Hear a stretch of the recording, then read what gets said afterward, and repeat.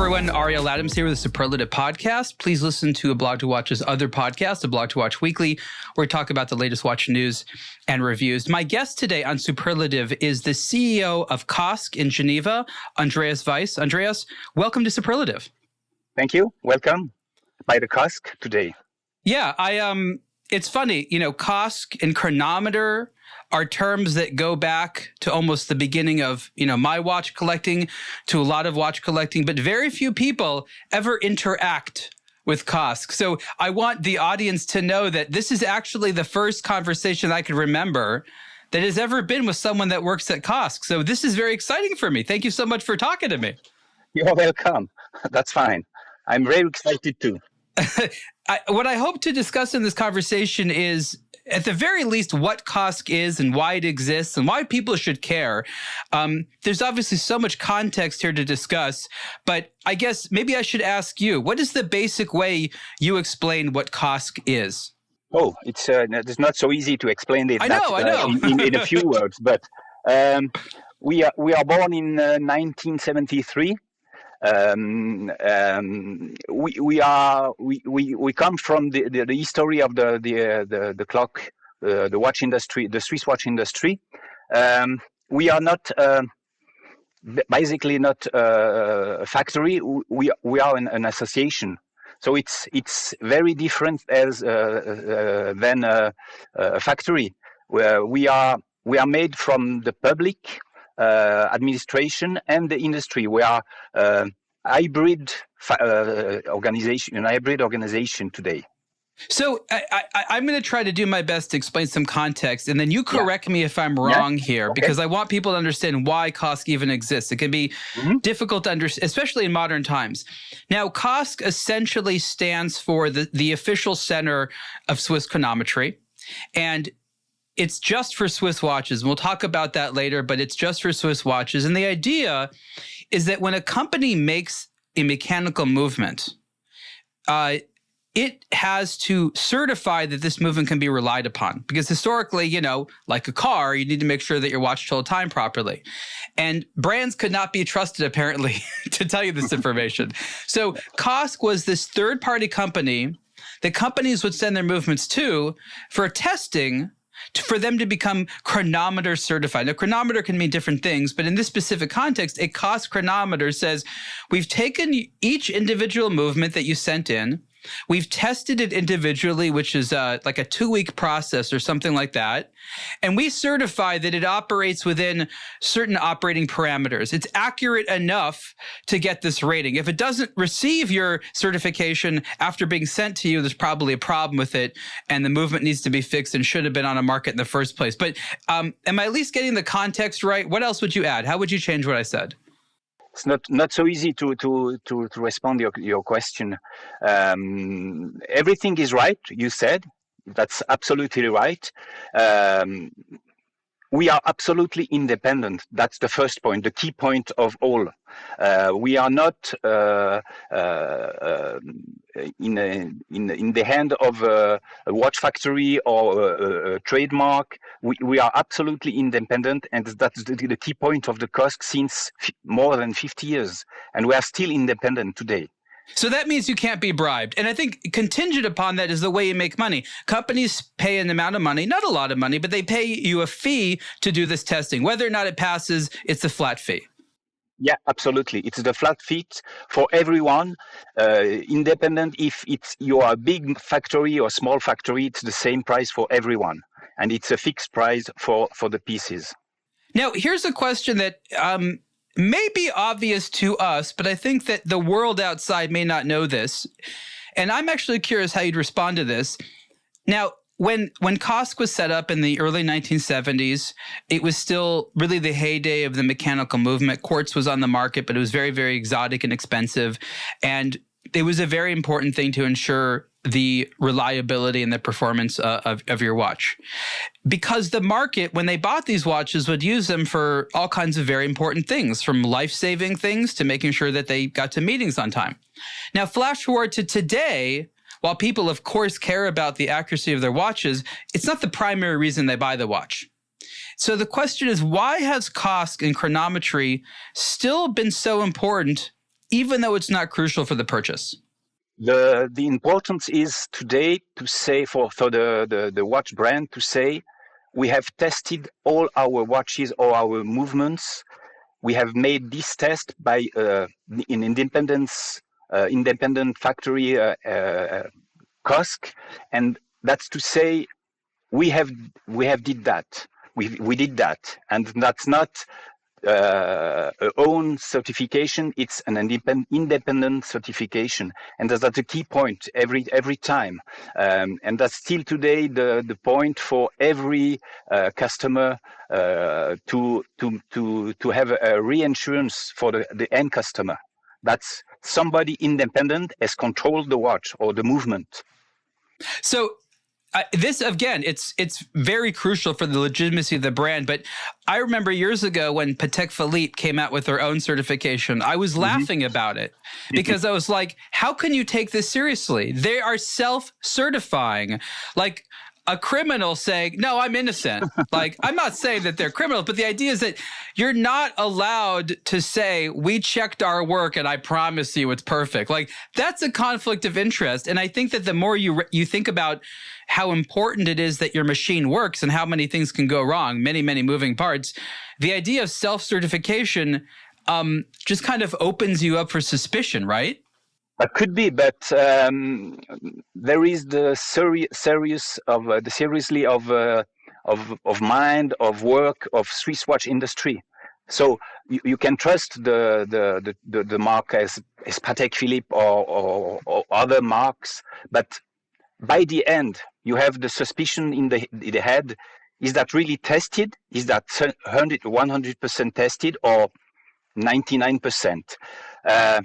The name of the brand is so important. I'm sure that Patek or Rolex or Omega, they did that well, because the name is so important and the reputation is so important in the industry today. They do that well. I'm sure. But you're right. They probably do the certification well, but it's just kind of amusing because why even say you self-certified? Just say we come out with good stuff. It's funny to me. Yeah, absolutely funny. Yeah, exactly. And yeah. Now Rolex, that also does a lot of self-certification, and correct me if I'm wrong, they still have their movements go through COSC. They do, in effect, a double certification, in-house and third-party. That's right. That's absolutely right. Every piece, every Rolex pieces has to be tested by us before the superlative chronometer by Rolex. Absolutely, that's right.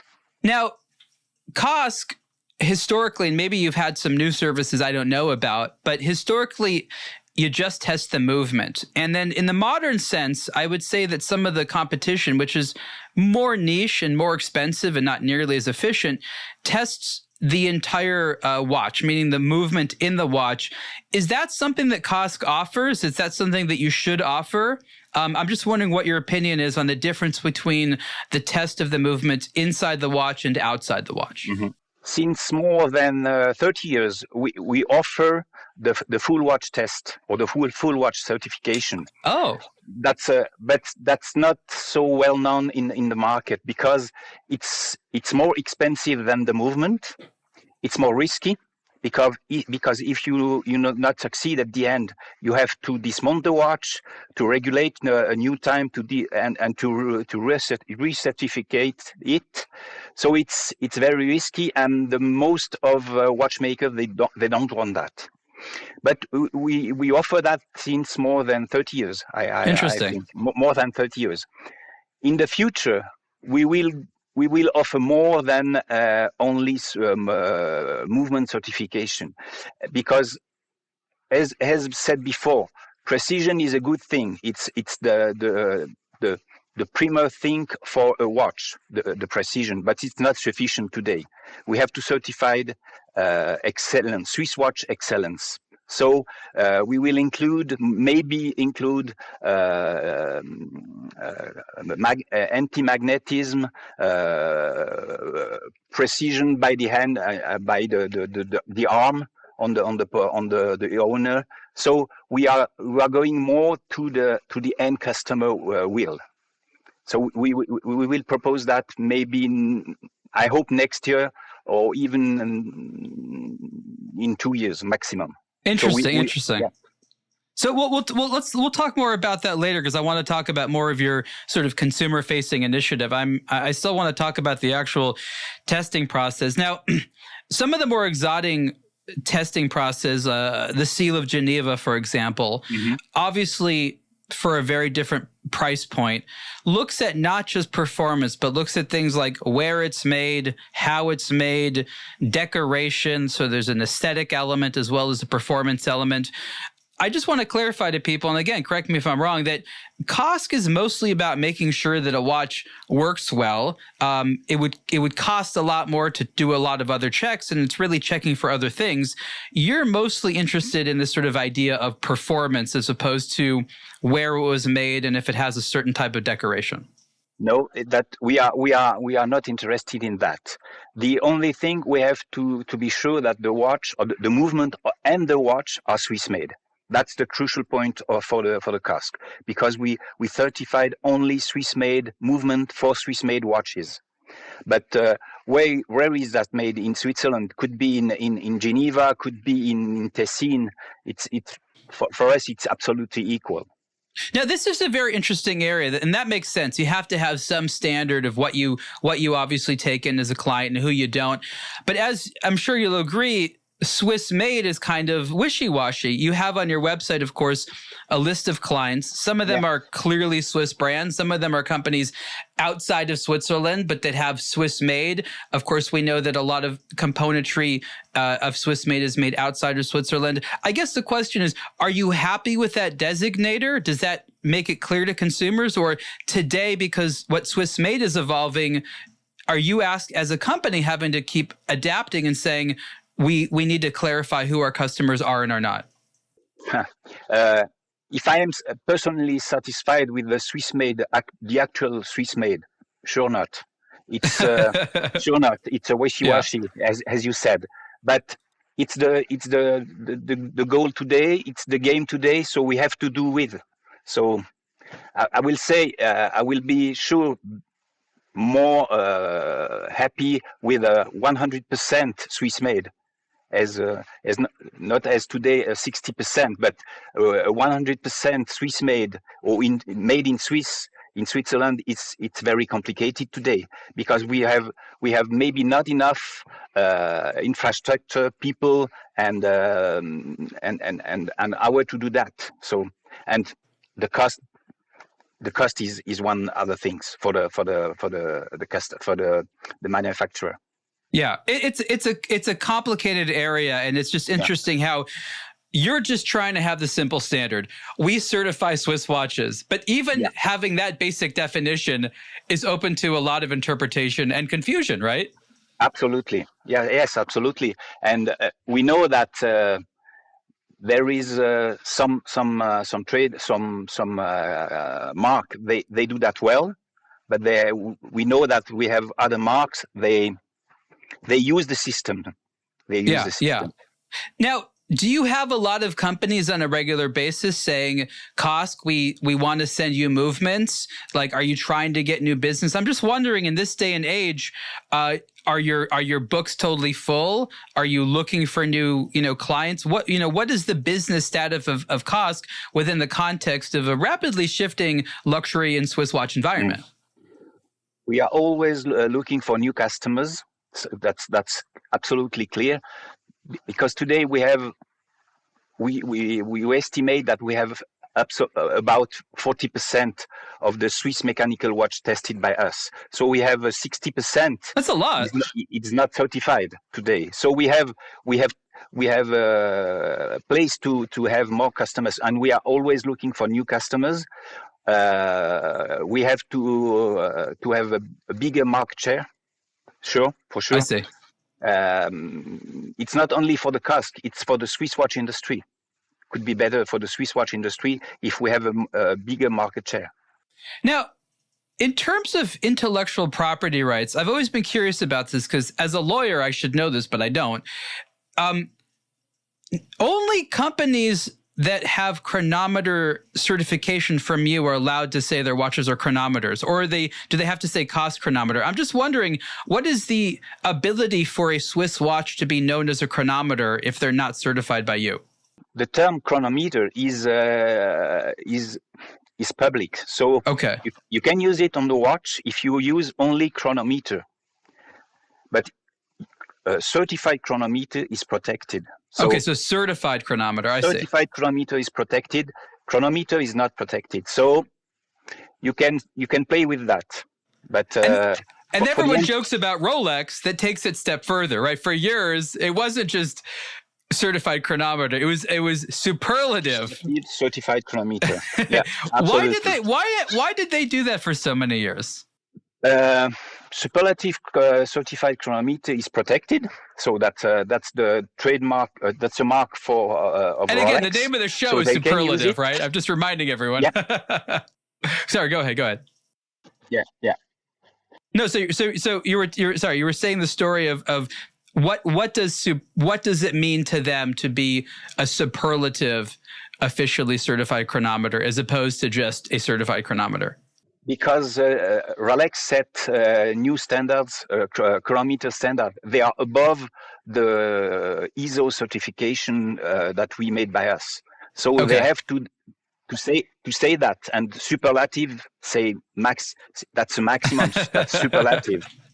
Okay. I'm just saying, because, for watch culture, that's a statement that people have seen a lot, right? Especially since they're looking at pictures of watches online all the time. So many people have seen this text that includes certified chronometer as part of being a watch hobbyist. And I think that very few people even know what it means.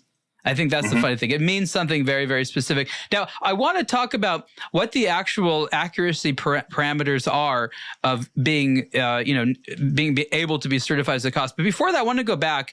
Now, you said that COSC is just there for Swiss companies or Swiss-made watches. My curiosity is, what is the danger, in your opinion, of opening up business to non-Swiss brands? The danger could be that today, what is the desirability of the Swiss watch is that they are rare. We produce in Switzerland, or we export in Switzerland, about 25 million watches in a year. Okay. So if we open that for example, Chinese market, so that could be that if the Chinese are COSC certified, the value of the Swiss watch certified is less than today. I see. So that's the risk. The risk is that the value of the certificate, Swiss watch certification, can decrease, and that's not a good thing. But maybe if Europe, if we can do something unified in Europe, that could be. But today is not the discussion is not on the table. This discussion to unify something in Europe. Interesting, and I think if you look at the larger context of companies out there, there is no equivalent of COSC in China. There is, on a very boutique scale, some German chronometry certification.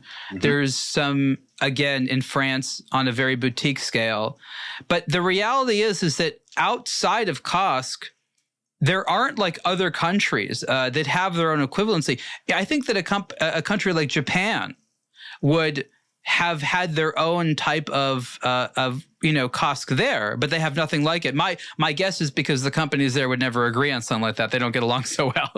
But it's interesting that within Switzerland, even though theoretically other countries could, maybe copy parts of this, no one really has. And I'm wondering, is that because what you do is just complicated and difficult to get right? No, we didn't do that. Because the ISO norm is it's public, so you can use it everywhere where you want. I think the problem is the wish, and the market is too small. For example, maybe in Germany or in France, the watch market is too small to do that. Maybe I don't know. You have to ask France and Germany, and in Japan there is something. but it's inside Seiko. It's the own laboratory of Seiko. Yeah, this is their own thing. Another in-house thing. It's a own certification. It's not a public certification in Japan. I'm just saying they make enough watches where, it's, at least for some of their more exotic watches, it would make sense to have this third-party thing. But it's just interesting that really no one has tried to copy what you do. And I think that's a good thing, because it means what you do is probably hard. It could be hard, yeah. We have 50 years of history, so we improved our manufacturing, our test. So it's not so easy to do that today for such a big volume. I think that we have sometimes contact with France and Germany. They ask if they can visit our laboratory. So. Still today, that was not possible. Do you let them? Do you let them visit or no? No, we didn't. No, we don't. We didn't that. Now, obviously, the standards are public, and a lot of the machines that you use, the testing machines, are available. But how much of the technology that you have in the machinery is proprietary to COSC? All the machinery is proprietary. Oh, wow. We designed, we produced, and we manufactured all the machine ourselves. So with partners, but all the machines are our machines and are specific. So that's maybe the problem for the others, maybe. Now, these machines, I've not been to COSC, but I've seen similar types of machines, and they're very sophisticated. And inside are lots of movements on special holders. And these machines have to be able to do a few things. They have to turn the movements so that they're in different positions. Mm-hmm. They have to observe or listen to the movements. Sometimes there's small cameras or small microphones that listen to the movement. That's how things are determined. Of course, they all have to be consistent. Every one of these watches movements in there has to receive more or less the same treatment. And it has to be obviously within a clean environment and things like that. But these are not, humans at workbenches. This process, in order to be standardized and truly representative on a mass scale, humans really can't do this, right? You have to have the delicacy of automation to move these things so that you can rely on each test. Would you agree? Not at all today. Today tell me more. Tell me, yeah. No. Today we do that with some people. Okay. We don't automatically do that with machine. We have machines to measure, to move the things, but we have a lot of people by us. We have 150 people. They are doing that every day of the week, 7 days a week. Now, how is the movement at COSC? How do you measure its accuracy? Is it by the camera system, the listening system, a combination, maybe something else? How do you fundamentally know if a watch is accurate or not? By the COSC, we do that with cameras. Okay. We are not listening the movements. We are filming and photographing them.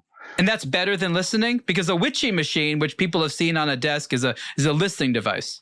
Yeah, but I couldn't say is that better or not. We have chosen to do that with the cameras. Listening is something maybe complicated because you have to listen during 24 hours.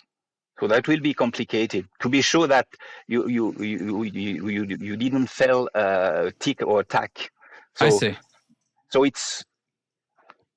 My point of view is it's more complicated by listening than by filming or by cameras. And again, I want people to know exactly how the process works because I think it's so fascinating. What is actually the camera looking at? Is it looking at hands moving? Is it looking at the regulation system? What exactly are you observing? We are observing the hands. So the hands moving. The hands. And we compare that to the atomic clock that we have in every laboratory. Now, how important is it that the company itself tells you about the performance of the movement? Because I know at least with the listening machines, the different frequency means that you have to measure differently, maybe different power reserves and stuff like that. How important is it that companies tell you various parameters of how the movements work? Or are your machines just so universal, you watch the hands, it doesn't really matter what's going on in the movement? The machines are universally, but we have to know the movement because every day we rearm them. So we are using the crown. So we have to know how many turn by the speed of the turn and the torque of the turn. We have to do that. But the frequency of the movement is not important for us. So we are not. It's not so specific as Vichy, for example. Right.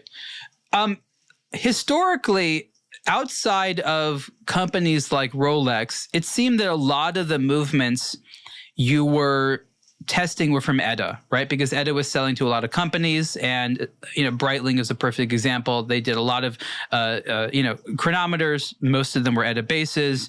Today, I imagine you have a whole mixture of things. You have some ETAs, you have in-house movements. When companies started to make more in-house movements, did you see a positive or negative shift in chronometry? Meaning, when companies started making their movements, did movements tend to improve in accuracy, or did they actually go down in accuracy since everybody started trying to do their own thing? By the old beginning, that was decreasing for sure, because they have to learn how to make a movement, how to regulate a movement. They have to learn the quality, but they learn very quickly. And we are still looking at that today. When you have a new generation of movement, they have more defect by the beginning than the others.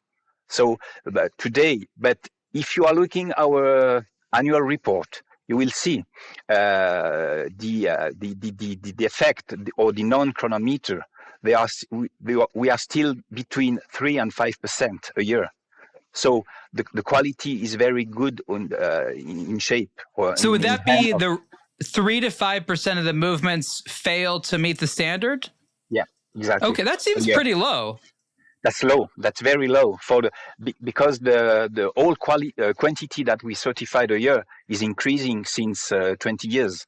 So and the non-quality is still between 3 and 5%. Interesting. So when the movements need to get better, what is normally the problem? Is it the metals? Is it the shapes of things? It's suppliers? Where do the improvements have to come in when they have these first time growing pains? It's for me, it's not so easy to say because we are not the constructor of the movements. So we are only measuring it. What we see is the quality today is in full hand of the watchmaker. They do that very well because the total quantity are increasing, massive increasing, and the non-quality is flat, between 5%. It's not so easy. So we say by the COSC, to have a certified chronometer, you have to think in chronometer by the beginning of the process of a new watch. You have to say by the beginning, will that watch be a chronometer or not? If yes, you have to design, to manufacture, to control it internally as a chronometer. And by the end, we certified the movement. If you didn't do that by the beginning of the process of the development, and by the end to say, that could be good if this watch is a chronometer. That will be a chronometer, but the non-quality or the defect, they will be increasing massively.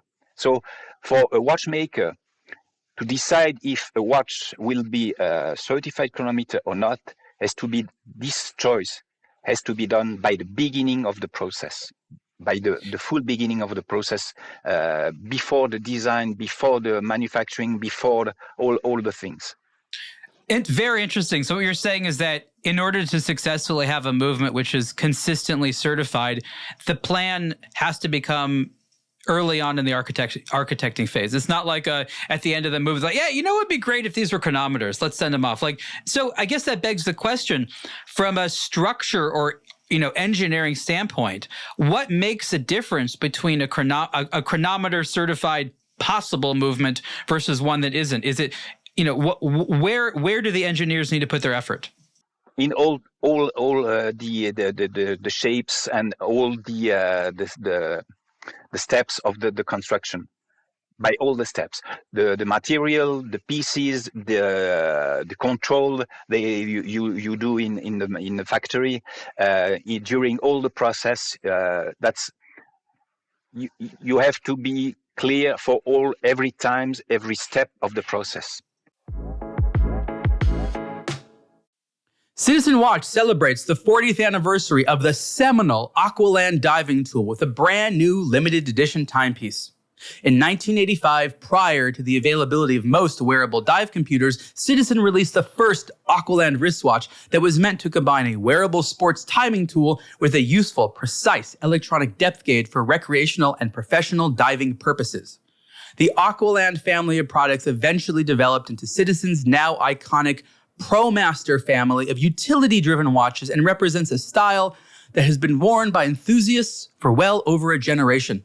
The 2025 limited edition Citizen ProMaster Aqualand 40th anniversary model honors the iconic Aqualand profile, including an analog digital dial display, an attached pressure sensor module on the left side of the 200-meter water-resistant steel case, and a comfortable diver's-style strap that can easily be worn over a wetsuit.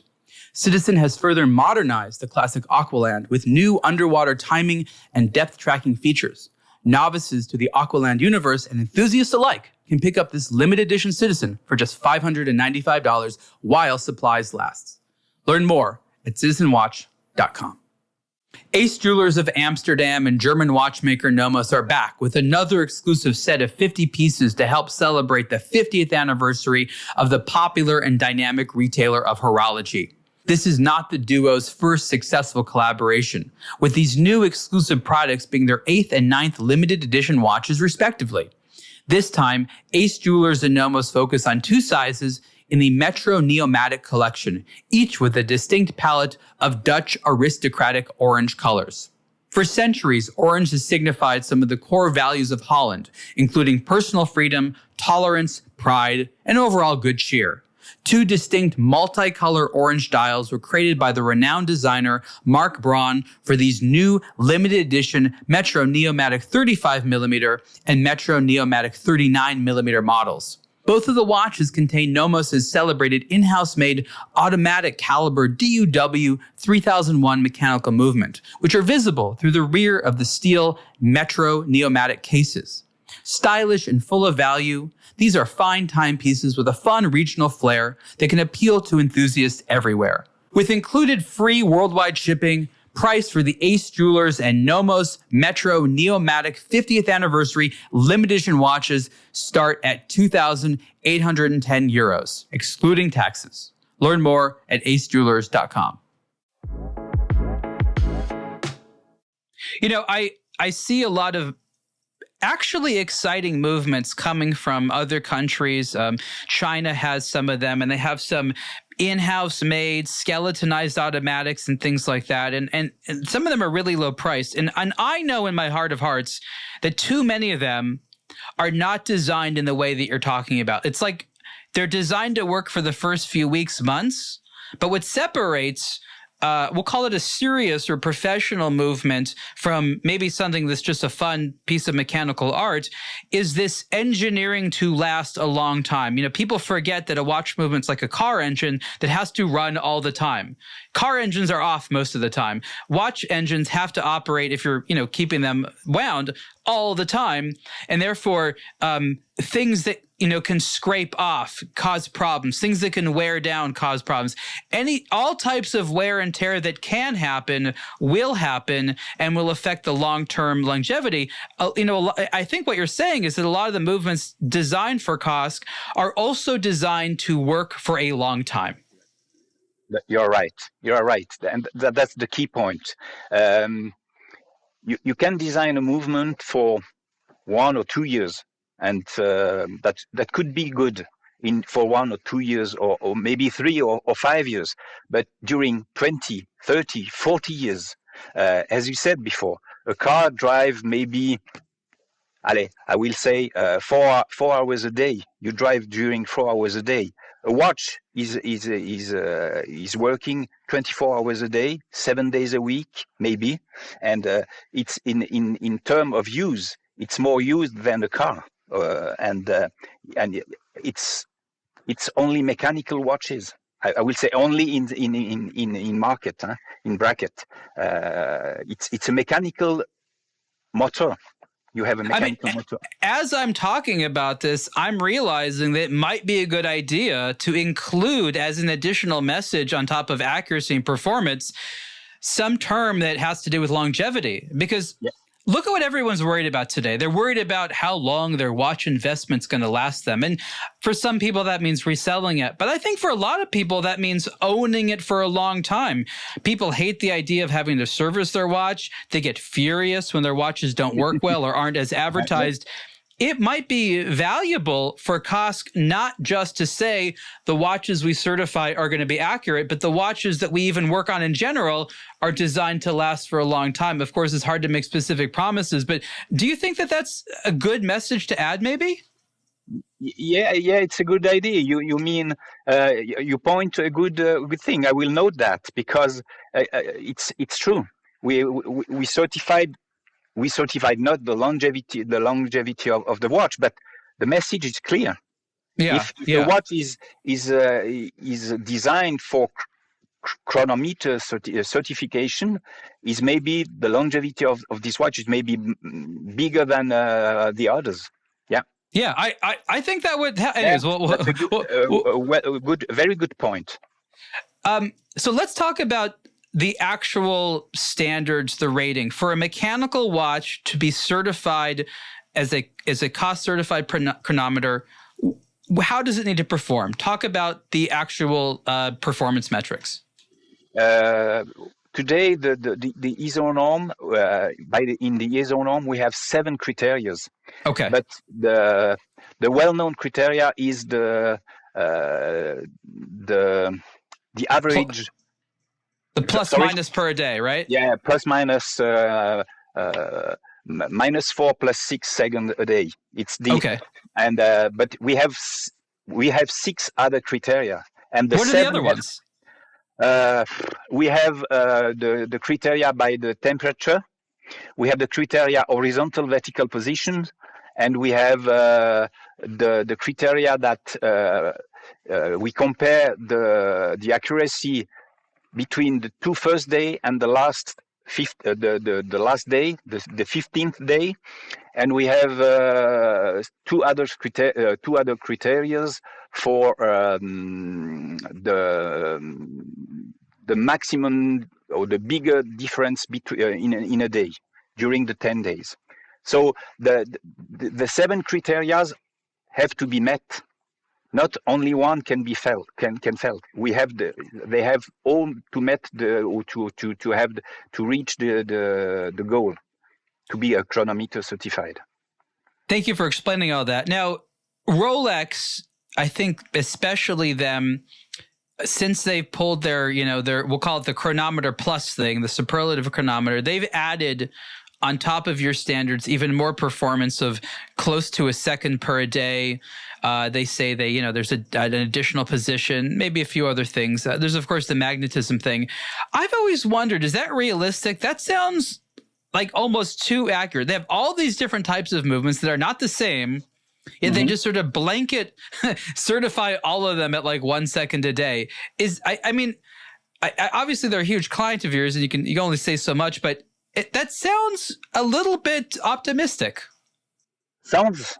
But internally, we know that it's not so optimistic. It's realistic. Really? It's It's realistic. They are not by the second. The superlative means minus 2 plus 2 today. Okay. I'll say today. Today. will be less maybe in the few years, but you have to ask Rolex. We don't know. We don't know that, but it's realistic. It's not optimistic. It's very. What are they? I guess the question is: you see these movements. What are they doing right? Is it material? Is it design? Are they just so nicely regulated? What are they doing right? Everything is well done and right done, from the beginning till the end controlled. So and quality is not a term; it's a philosophy by Rolex. So Right. everything is in head. Is the only term in head is quality, and it's not precision. It's quality. The term of Rolex is quality and reliability. Yeah. They call it the Rolex way, which means a ton of different things. It's a Rolex way, absolutely. Yeah. But there are some marks they did that. They are also quality oriented, but they are, I will say, on the top today. But, so who else is close? What other companies have, we'll call it a similar attention to detail when it comes to making sure that every part of the movement is made as efficient and high performance as possible? Difficult for me to say that because they are all our customers. So right. I would not answer this question because there are a lot of marks. They are really quality oriented and they are well. All the Swiss watch industry is quality oriented. Yeah, I think that's maybe one of the biggest differences between, the 1960s and 1970s and today is that the majority of movements made in Switzerland are just really good. Like there are bad movements out there. That's true. And historically there was a lot more bad movements, but that was sort of the joke since I started getting into collecting watches, close to 25 years ago. Everyone kept talking about performance. I was like, but you're all good. You all do a good job of performance. You're buying based upon something other than that. But it must have been interesting to live in a time when you're buying a watch and you really had to worry. You're like, I like this design, but this other one has a better reputation for accuracy. Consumers bought based upon accuracy. And it's kind of almost a nostalgic thing at this point. We can't even relate to that. Yeah, today they if you want accuracy, you have that on your phone. If you or on your computer. Today, the people who want a Swiss watch, they buy an emotion. It's the most of people they buy an emotion. There is a few people they buy a mark. They buy they are buying but they don't buy a watch. They want to have an emotion. But Switzerland cannot operate that way. They must still produce a high performance tool to make sure the industry remains what it is. They can't fall into the trap of nobody cares about quality. No. That's true. You have to have quality before, and after that an emotion. So if an emotion without quality it's impossible. You're not satisfied as a customer. Now the rating you mentioned about sort of the I think it was -4 +6, or maybe the other way around, -4 +6. That's for mechanical movements. I understand that for Swiss-made quartz, it's a totally different standard, right? No. For the Swiss quartz for the chronometer is -4 +6. Okay, so it's the same standard. It's the same standard, yeah, absolutely. We are thinking about something new. We by the COSC, but it's too early to speak about it. But we are thinking about it because, as said before, the non-chronometer, they are still between 3 and 5%, and I'm sure that we can propose better results than -4 +6. I'm sure. Well, I like what I call high-end quartz, right? So standard quartz is about, we'll call it within 10 to 15 seconds a month. And then you have some exotic high accuracy quartz. Some of them are to 1 second a month. Some of them are to 1 second a year. Some of them are a little bit better. And it seems like there's even more of them, right? ETA is now making more of them. Obviously, Japan's been a big maker of them, but I feel like there's more of this. I think that market could really use a more specified types of certification from COSC, because once again, they're selling based upon this performance. And if one of these companies wants to be taken more seriously, wouldn't it be great if you had this really stringent test for high accuracy quartz movements made in Switzerland? You're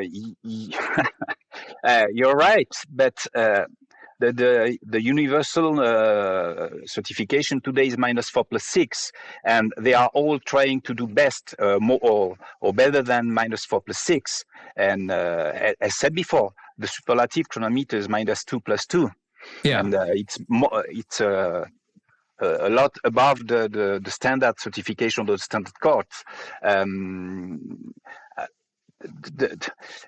We are all trying to do our best to be better than the -4+6, but we see internally it's not so easy. If you have a lot of watches to certify to have better result than -4+6, it's not so easy. Right. It takes times. Rolex did that since more than 50 years. So to be -2+2, they are the ramp up is not so easy and so quick to do that better. But, but without a company like COSC, it sounds like a consumer just has to trust a company when they say we deliver these results. If they don't have the equipment themselves to test, really there's really no one else to trust. And that's really one of the benefits of you guys, is that you are this third-party agency that can be trusted. A lot of it is, I'm sure people are buying watches that are less accurate than they think it is. That could be because we are testing movements by a time. And what happens after this certification is not in our hands. And that's one of our problems we have today. Interesting. We are faced today. So we will try in the future to test more headwatches than movements, but it takes time. It takes time to do that. And I will say we will propose something maybe in 2026 or 27 to set the end customer. The watch you have at your arm was tested completely by us at that time, and nobody has nothing to do after the test. Just so people, when you say the head watch, that means the watch cased up. Just so people are aware of what that term is. Yeah. You talked a little bit about wanting to have a more customer or consumer focus-based approach to communication. Historically, COSC was a B2B platform. A watch brand would reach out to you, send their movements, and then when the watch itself was COSC chronometer certified, it was up to the brand to advertise that. They would either write it on the watch, they would put it as their marketing, they could buy a certificate to go with it. But it sounds like you want to do something a little bit new. Talk a little bit about what you want to do new and why you want to do it. We have to be more present on the market for the end customer, because the new generation of customer, they don't really know the COSC, what we do, why we do that, and how we do that. So we have to be more transparent for the end customer. We won't take the place of the watchmaker, sure not, but we have to reassure the end customer that the Swiss quality is tested by us, and not only the precision, but the excellence of the Swiss watch quality. So that's what we will do. And why is really because we spoke to the B2B market till today, and we are quite sure that we have to still speak to the B2B market, but we have to speak to the B2C market too, to help the Swiss watch industry to improve the market share of the Swiss watch industry. Yeah, I think that you've hit on a topic that I've been interested over the last couple of years, and it has to do with just the term Swiss made.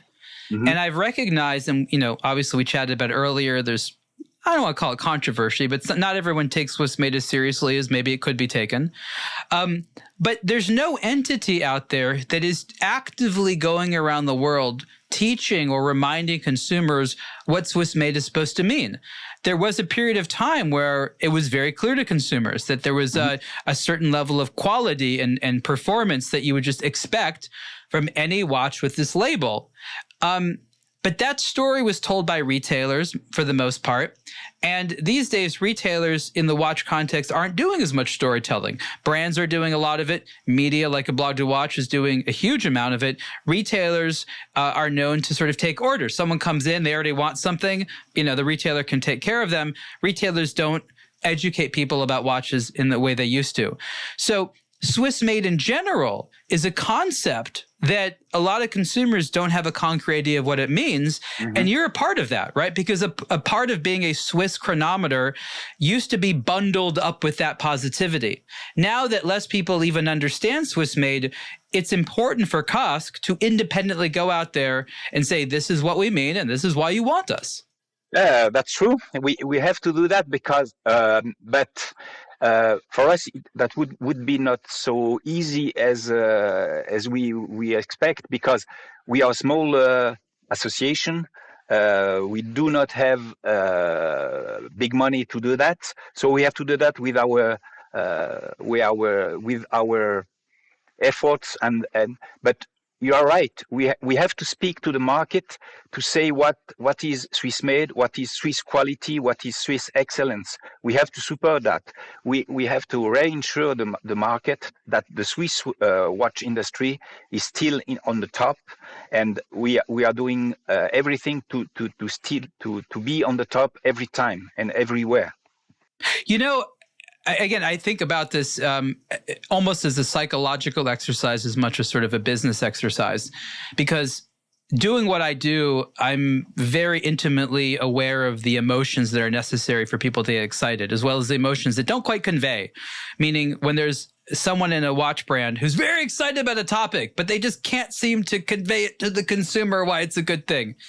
So what I think a natural area for COSC to look for inspiration is an industry near and dear, which is the hospitality industry. Why? Because what you're selling is that somebody that knows better took care of this before you ever got here, right? Someone looked at this who knows what they're doing to check, okay, we know what a watch is. I want to make sure that this is a watch before it's sold as a watch. It's just like I know what a nice hotel room's supposed to look like. I know what a nice hotel lobby is supposed to look like. I'm going to make sure that before you get here, all those boxes are checked. So in a sense, it's almost a service and hospitality thing more so than it is a strict industrial. It has to, check these boxes and fit these parameters. It's that you're paying someone from that culture who has that expertise, that knows what they're doing, to say, this is that thing that the people who are selling it to you promises it is. Wow. Right? Yeah, you're right. But it's a great project, but not so easy to do that. Of course it's easy, because it is what you are. All you have to do is paint a picture of what you do. You don't need to do anything different. But we are small. We are small. We are only in total. We are only 150 people, and that's bigger than most companies in Switzerland. Yeah, but these people the most of these people are working on the certification. They are in the laboratory, so we have to have people to do that. Oh, but, yes. I'm just saying you can do it. We have to start slow, not with our people, and we are not. We have not a few people to do that. But you are right. We have to say that. We have to say this is a Swiss watch, and what you will buy in the future. We can certify that, but not only technically. We have to bring emotion. We have to support emotion for the end customer. Yeah. I want people to think, wow, I could just get a Swiss watch, but I could also get one that had some other person to look at it to make sure it's the Swiss watch, which is advertised with all those nice qualities and all those nice things. Yeah. And that's why we are still independent, and we will stay independent, because the true value of our control. It's this independency. Now, you keep saying independent. Was there a time where someone was trying to buy COSC or something like that? Was there a struggle to remain independent? No, never. Okay. Never.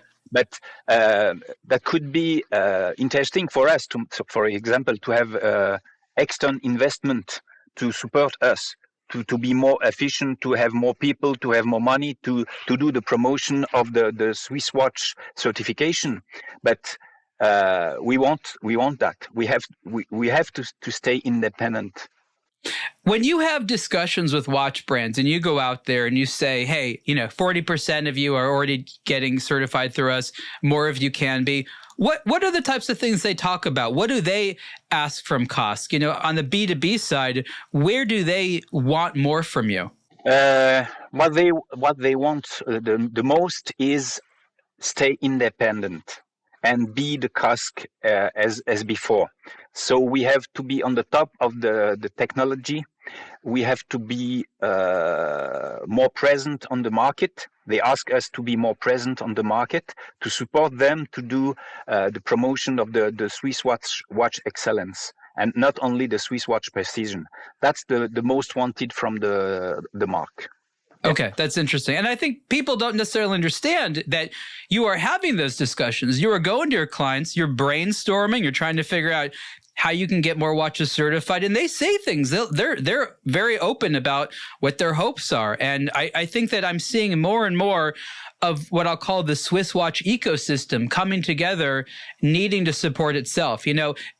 This industry has always been one with a bunch of independent players, but that work towards a mutual goal. So while everyone talks about independence, which is great, sometimes the sort of mutual goal part of the conversation is forgotten. Everyone likes to act like they do their own thing. I think Patek Philippe, it's easy to make fun of because they like to talk about how they do everything all the time. Now, we know they don't do everything, but the whole point of this is working with specialists, creating a culture, creating a community, because every single watch has, I couldn't count, but dozens, if not hundreds of skills, not just parts, but skills that go into it. For one company to be able to do all that stuff is just silly. So COSC is one of those necessary things that goes together to make this possible, because it really takes a country to make this possible.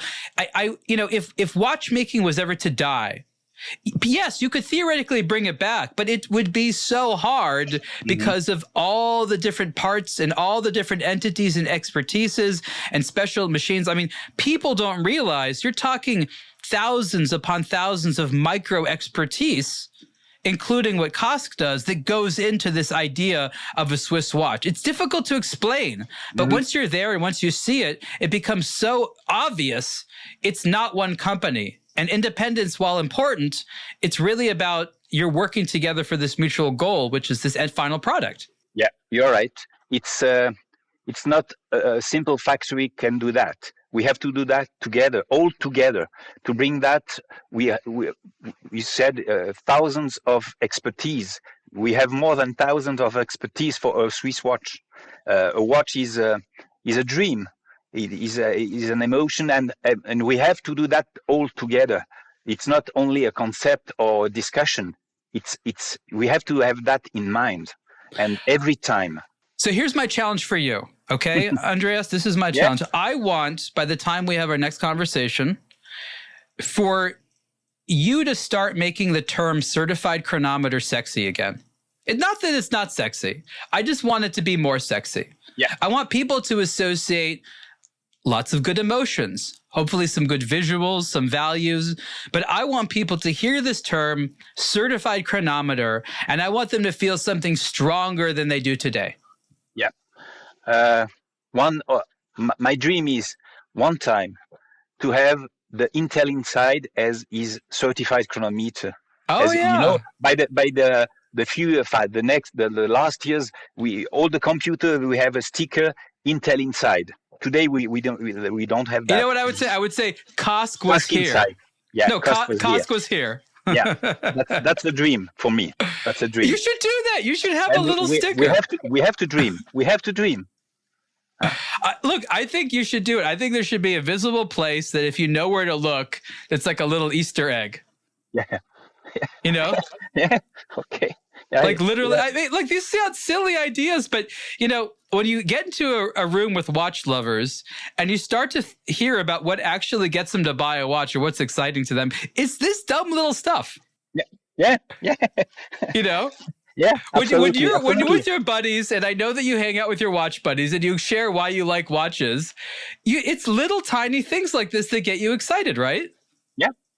It's very tiny, very tiny. It's not so big, but we have to start. We have to start because we were still during the 50 early years concentrate on technology, on measurement. Today we still are concentrate on that, but we have to be more supportive for the Swiss watch excellence. We have to do that to bring the certified chronometer more sexy than it is.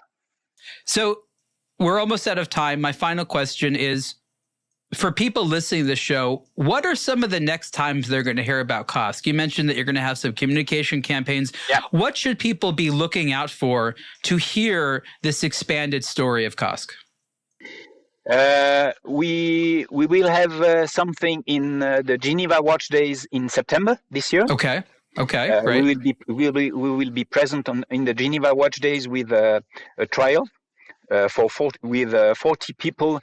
They are trying to regulate a watch, and we will test we will test these 40 watches after that, and we will be present in the early of next year with maybe a new certification, COSC certification. Yeah, you were hinting about that. Yeah, that will be. Okay, so we'll have to, before you launch that, I want to have you back on Superlative so we can talk about this new certification, because that sounds really, really cool. Absolutely. Thank you. This has been really enlightening. For people that don't know, the website is very easy to remember. It's COSC.Swiss, probably one of the easiest to remember websites. Andreas, is there anywhere else on the internet that you would like people to go to learn more about you or the company? Come on our site, see us on the social media. We are present on the social media today. So contact us. Wonderful. Yeah. This has been the Superlative Podcast interview with the CEO of COSC, Andreas Wyss. Andreas, thank you so much. Thank you too. See you next time. Bye-bye.